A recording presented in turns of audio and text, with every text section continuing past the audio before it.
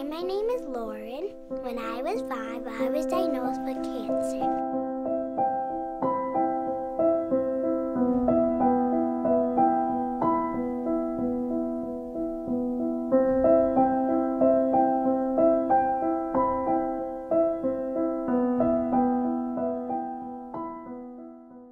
We detected Lauren's tumor by fluke. We were sitting here on the sofa, and she happened to arch her back like a turtle, and a bump in her lower back popped up.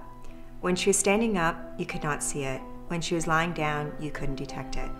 When we think back, there may have been 1 or 2 instances in the month leading up to her diagnosis where she mentioned being uncomfortable or said, "Daddy, my leg hurts."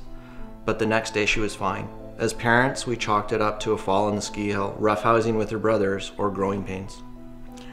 Our pediatrician sent us immediately to the hospital, where we went back and forth for several days.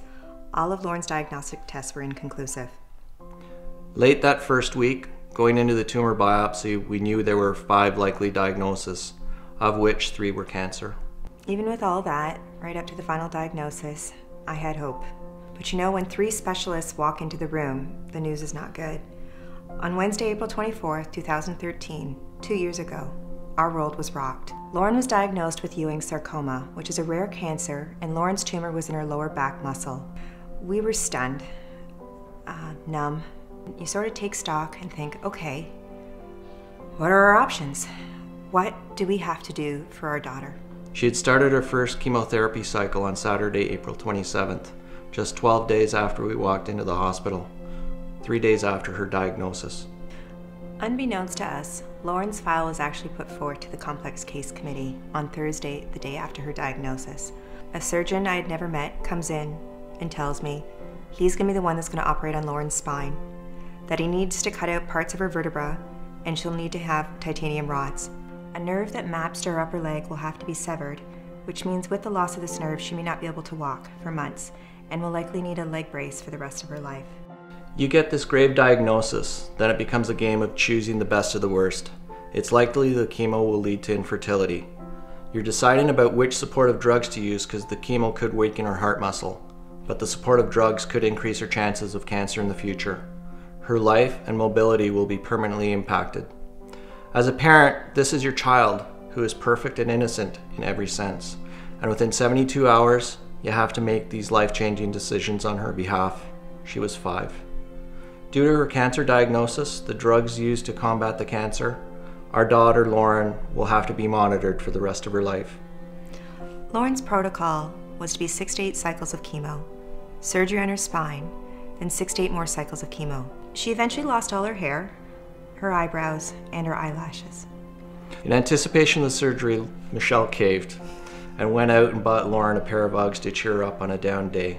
The deal was Lauren would keep them in the shoebox and put them on only after her surgery.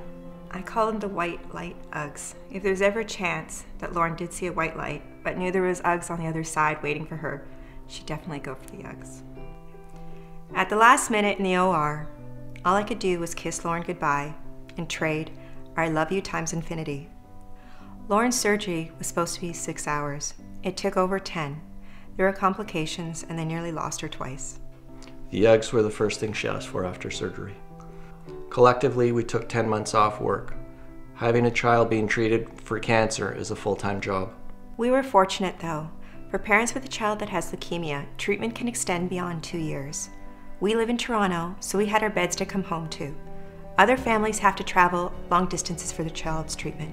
They're split up for months at a time, have to live in a hotel or stay at Ronald McDonald House. Their lives are completely disrupted. November 24th, 2013 was Lauren's last day of chemo. You might think that her final checkup would be the last hurdle, but what comes after is actually harder from a mental standpoint. All of a sudden, the safety net of being monitored weekly is gone. We did not want to hover over Lauren or rush her to hospital at the first sign of a complaint of being uncomfortable or hurt. But you're paranoid of missing something. Knowing the long-term implications is invaluable.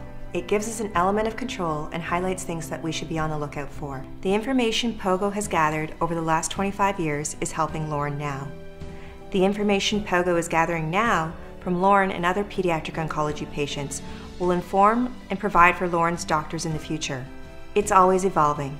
2 years later, Lauren continues to astonish us, and her recovery is beyond our expectations. We hope to never see the oncology department again. Well, for follow-ups and social visits.